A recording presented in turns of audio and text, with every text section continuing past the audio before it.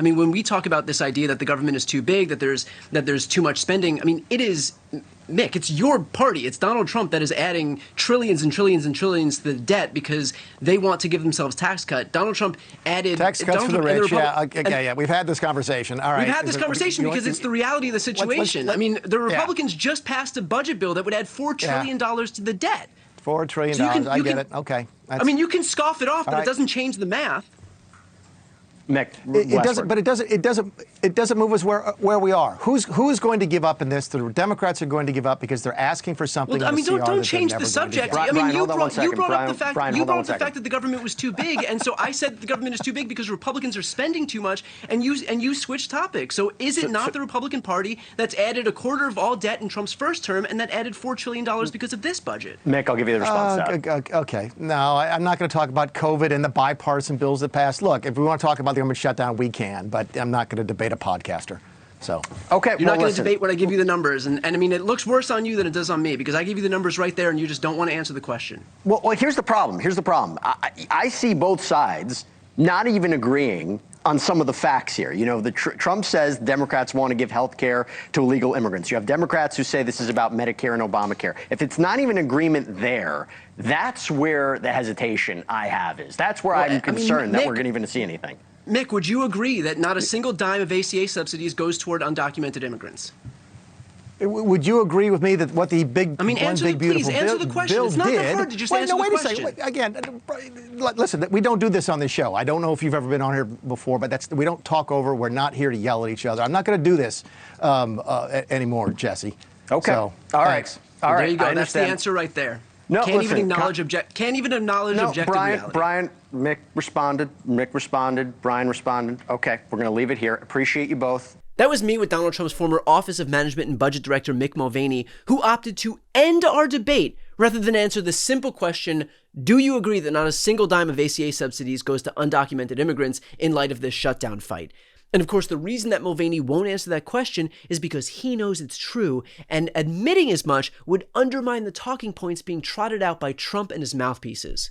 But they want to have illegal aliens come into our country and get massive health care at the cost to everybody else, and we don't have it. And that's I would say, the number one reason that they want to strike is to get illegal immigrants health care. And, you know, Gavin Newsom wants that, too, in California, and it's destroying California. We can't have that. We're not going to let it happen. But if you look at the original thing they did with this negotiation, it was a $1.5 trillion spending package, basically saying to the American people, we want to give massive amounts of money, hundreds of billions of dollars to illegal aliens for their health care, while Americans are struggling to pay their health care bills. That was their initial foray into this negotiation. We thought it was absurd. We told them it was absurd, and now they come in here saying that if you don't give us everything that we want, we're going to shut down the government. We think that's preposterous. We think it's totally unacceptable, and we think the American people are going to suffer because these guys won't do the right thing. Stephen Miller joined in, writing, Democrats shut down the government to demand free health care for illegals. So now that the marching orders are out, the lemmings are dutifully regurgitating the same talking points. Only, small problem, it is a complete fabrication, straight bullshit. In reality, as I mentioned on air, no federal funds go to healthcare in this country for undocumented immigrants. And don't take my word for it. Go to healthcare.gov's own website, run by the Trump administration, which says, quote, people in these groups can get coverage through the marketplace if they're eligible. United States citizens, U.S. nationals, lawfully present immigrants. Undocumented immigrants can't get marketplace health coverage. And yet, that hasn't stopped a single one of these shameless Republicans from repeating the claim anyway. Why? Because Trump said it, and God forbid you defy the edicts of dear leader.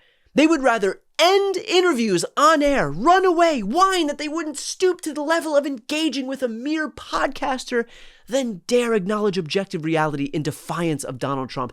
Anything to stay in the good graces of the God King. And yet, while it won't have an impact on healthcare for undocumented immigrants, it will have an impact on Americans' healthcare, namely the healthcare of 24 million Americans who will see premiums rise as much as 100% starting in 2026. So if you get your health coverage on the ACA marketplace like I do, expect your healthcare to be on average 75% higher come next year.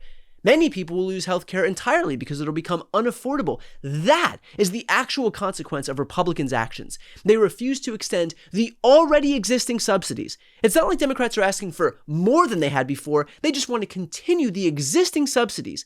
And as a result of that, millions more Americans will suffer beyond just the 17 million Americans who are already going to lose Medicaid at the hands of this Republican Party. But Republicans can't come out and admit that because that would be far too unpopular, and so instead, they had to make it into a culture war. It's not the Republicans who want to just blindly rip away healthcare, it's those dangerous illegal immigrants who want to take it from you, and so we, the Republicans, are actually here to protect you from being ripped off by them. See, now it's not rich Republicans against working class Americans. Now it's working class Americans versus working class brown people. That is where the GOP is far more comfortable. They just need to pit poor people against other poor people in hopes that nobody realizes that the rich people are fucking everyone over. Granted, there's one more Hail Mary that Republicans are trying to throw here. This idea that if Democrats simply sign on to a CR, a continuing resolution, to fund the government, then afterwards they'll definitely re-engage with the Democrats to extend those ACA subsidies, just like the left is asking for. Are you going to support one initiative or one group at the expense of the other? You talk about healthcare. This is something Mike Johnson says, well, what about FEMA? What about the CDC that's affected? Why not agree to a continuing resolution for immediate funding? You negotiate Obamacare, the tax credits at a later date. If you think about what the cost is going to be at this point, why not more Democrats sign on to the two that already went across the aisle?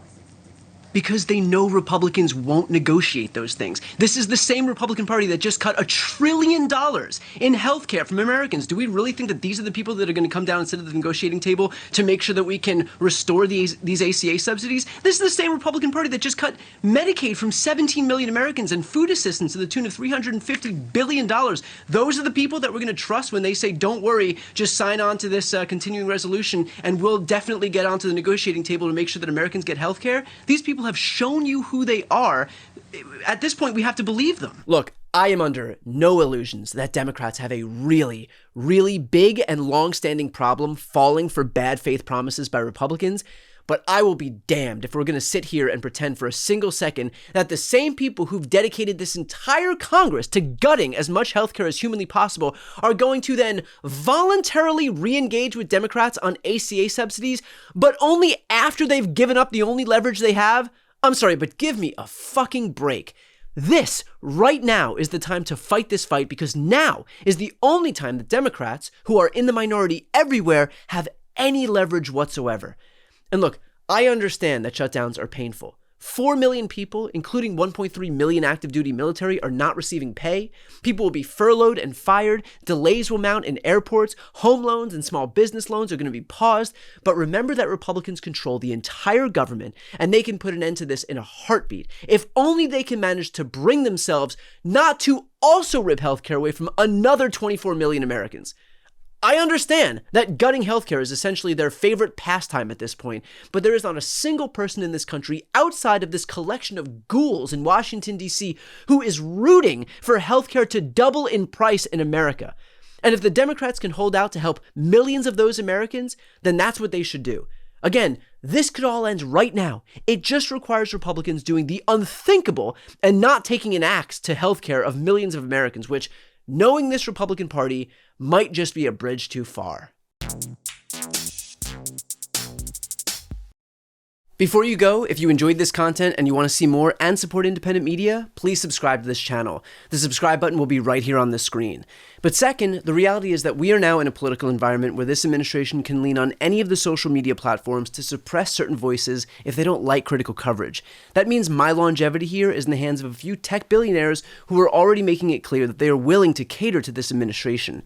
To that end, signing up for my newsletter is a way for me to reach you directly if that ever becomes necessary. I'll put the link right here on the screen as well, so please sign up. It's free, but there's also an option to do a paid subscription if you'd like to support me and my team. I really appreciate it. Thanks so much for watching.